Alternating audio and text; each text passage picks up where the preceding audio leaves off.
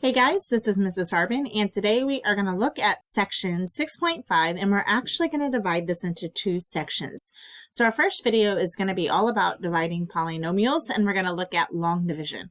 We'll review what you learned when you first learned how to divide numbers using long division and apply that same procedure to dividing polynomials. Our second video then will look at dividing polynomials using synthetic division. So let's go ahead and jump right in. Our biblical integration for this unit is God provided 4 different gospel accounts in His holy word that provide us different insights to the same story. Graphing equations helps us see written information from a different perspective. So when we're working with functions and we're working with equations, we're representing relationships between actual real-world data, and we can use algebra to solve for these zeros, but we can also graph these equations to see the relationship between these two things. Our lesson objective for today is that you, the student, will use long division to divide polynomials. So let's take a quick review of monomials and division of monomials. Let's say we have 51x to the 5th, y to the 2nd, divided by 34th x, y cubed. Hopefully you remember you're just going to take these two coefficients, the two numbers, 54 and 31, and you're going to divide those, and if they don't divide neatly, then you're going to simplify them. Then you're going to use the laws of exponents to simplify those y's. Well, if we were to write that out, we would have 51 x, x, x, x, x to the 5th, and y for y to the 2nd. And then we would have 34 down here with x, 1x, and 3 y's. Okay, our 1x would cancel here, and these 2 y's at the top would cancel with 2 y's at the bottom, leaving us 4 x's at the top and 1 y on the bottom. Well, we know by our laws of exponents, we could have just subtracted. So 5 minus 1, that leaves us 4 x's on top, and we have 2 x's or 2 y's on top and 3 on the bottom, so we would still be left with 1 y on the bottom, and then we would simplify our 51 over 34, and we get 3x to the 4th over 2y when we do that. All right, let's review long division. Now, many of you have learned different acronyms to help you remember the order, but in long division, we're going to divide, multiply, subtract, bring down. I taught my kids when I taught 5th grade, don't marry stinky boys. You guys, I know, have come up with your own little acronyms. So let's divide 1,335 divided by 15. So the first thing we want to do is see how many times 15 can go into 1. Well, it can't. So then we go, how many times does 15 go into 13? It can't. 15 is bigger than 13. So let's move over. 15 into 133. And we should know that 133 divided by 15 is 8, not neatly. When we multiply that, we see that 15 times 8 is 120. So we multiply and write 15 times 8 is 120. We're then going to subtract 133 minus 120, and we get 13. And then we bring down the 5 to give us 135. We then repeat the process. 15 goes into 135 9 times. We multiply 15 times 9, which is 135. We subtract, which is 0, and there are no other numbers to bring down. So 1,335 divided by 15 is 89. Now, we're going to take that exact same procedure, and we're going to use that when we're dividing a polynomial by a monomial, or dividing a polynomial by a polynomial. When dividing a polynomial by a monomial, we're just going to take our polynomial, and since they all have this common denominator, we're basically going to split them into 3 fractions and simplify each of those 3 fractions.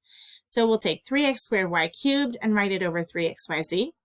Positive 9x to the 5th yz squared, and write that over 3xyz, minus x to the 4th yz to the 5th over 3xyz. We'll then simplify each of our separate fractions, if you will. And when we do that, we have xy squared over z, is this version simplified. This simplifies to 3x to the 4th z. And then we have minus our last part, which simplifies to x cubed z to the 4th over 3. And we are finished. We have divided that. There's nothing else for us to do after that point. To divide a polynomial by a polynomial or another polynomial, we're going to use a long division algorithm or procedure that we've used to divide large numbers. Divide, multiply, subtract, bring down. So let's divide x cubed plus 4x squared plus x minus 6 by x squared plus x minus 2. Well, we're going to write that just like we would write a long division problem using numbers. We're dividing this by this. So our first part goes under the division bar. And the thing that we're dividing by, that goes on the outside. We're then going to look at just the first terms to get us started. And we want to know what x cubed divided by x squared is. Well, if I were to write that over here as a monomial divided by a monomial, you would know by the laws of exponents that x cubed divided by x squared is just x. And so that is what we will write on top of the division bar. We'll then multiply. So we'll take our first term times this term up here, x squared times x is x. But because we're dealing with polynomials, we have to divide every term. We've got to distribute that x to every term when we multiply. So we get x cubed plus x squared minus 2x. So we've divided, we've multiplied. Now, let's go ahead and subtract. So we'll put parentheses around this and a negative sign out there so we remember to subtract everything. When we subtract, we have x cubed minus x cubed. That cancels. 4x squared minus x squared.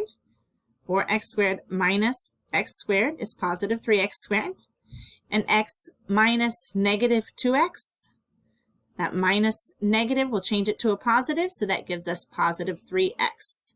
So we've divided, multiplied, subtracted. Now let's bring down, and we're going to bring down this negative 6. We then repeat the process. We take our x squared term, and we want to divide it into 3x squared. Again, if I were to write that as a monomial, it would look like this, 3x squared divided by x squared. You would know that my x squareds canceled out, and I'm just left with 3. So that's what goes on top here. So we've divided again. Let's multiply. And remember, when we multiply, we've got to distribute. And not just multiply by the first term, but we've got to distribute and multiply by everything. So 3 times x squared is 3x squared. 3 times x is positive 3x. And positive 3 times negative 2 is negative 6. We're then going to subtract. So we'll put parentheses around that whole polynomial and subtract each piece. 3x squared minus 3x squared is 0. 3x minus 3x is 0. And negative 6 minus negative 6 is also 0. We don't have anything left to bring down, and so we are finished. So x cubed plus 4x squared plus x minus 6 divided by the polynomial x squared plus x minus 2 equals x plus 3. A remainder of 0 indicates that the divisor and the quotient are factors of the dividend. So if we go back to the answer that we just had, we had a remainder of 0. That tells me that both this quadratic equation and this linear term, these are both factors of what we were dividing, factors of our original equation. X cubed plus 4x squared plus x minus 6 is the same thing as x plus 3 times x squared plus x minus 2, what we just saw. We could then go ahead and factor this if we wanted to find the remainder or the rest of the zeros for this original equation. So let's determine whether x minus 2 is a factor of 3x cubed minus 8x squared plus 14. And the way that we determine whether something is a factor is by dividing it. If it divides neatly with no remainder, then yes, it's a factor. If we have a remainder, it's not a factor. So let's go ahead and set this up. And we're going to take a look at our first term. We have 3x cubed divided by x. You do not have to write this out like this with the fraction bar. You can just do this mentally, but I know some of you will prefer to write it out and check your work. So when you divide the coefficients, 3 divided by 1 is 3, and x cubed divided by x is x squared. So 3x cubed divided by x. Oh, I thought we were going to see the steps there. We did not see that. Oh, I think it goes on to the next screen here. Yep, it's 3x squared.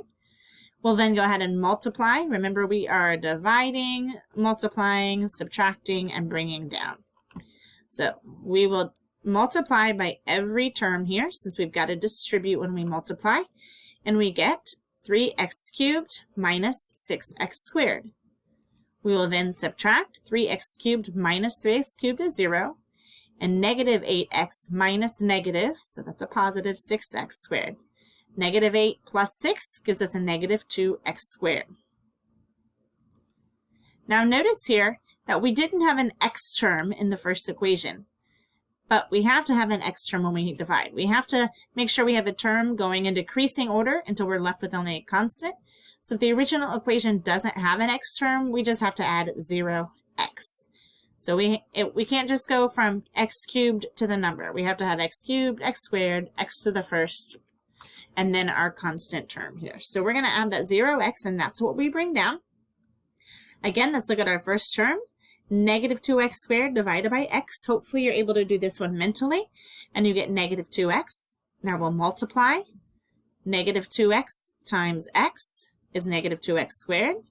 Negative 2x times negative 2 is positive 4x. It's really important here that you say those negatives and positives when you're doing this problem, either working it out loud or working it in your head. Say the negative or say the positive so you don't drop anything. We've divided, we've multiplied, now let's subtract. Negative 2x squared minus negative 2x squared, these should always cancel whenever you've multiplied, and they do. And 0x minus 4x, that gives us a negative 4x. So we've got our divide, multiply, subtract. Now let's bring down. And again, we're taking x and our negative 4x. Negative 4x divided by x is just negative 4. We'll now multiply, and we've got to distribute. So x times negative 4 is negative 4x, and negative 4 times negative 2 is positive 8. We will then subtract negative 4x minus negative 4x. That cancels out. And 14 minus positive 8, or 14 minus 8, is just 6. We have nothing else to bring down, and so we do have a remainder. Remember, the point of this problem was to see whether x minus 2 is a factor. If it were a factor, we would have no remainder. Because we have a factor, because we have a remainder, x minus 2 is not a factor. The result of this division problem can also be written this way. 3x squared minus 2x minus 4 plus, here's our remainder, 6 over our divisor, 6 over x minus 2. All right, today we did the first part of our dividing polynomials video, and we used long division to divide polynomials. We subtracted, we multiplied, we divided, we multiplied, we subtracted, and we brought down. Remember that when you multiply, you must distribute. Since you're dividing by a polynomial, make sure you distribute to each term in that polynomial, and be very careful of your positives and negatives. If you have any questions, be sure to ask me next class.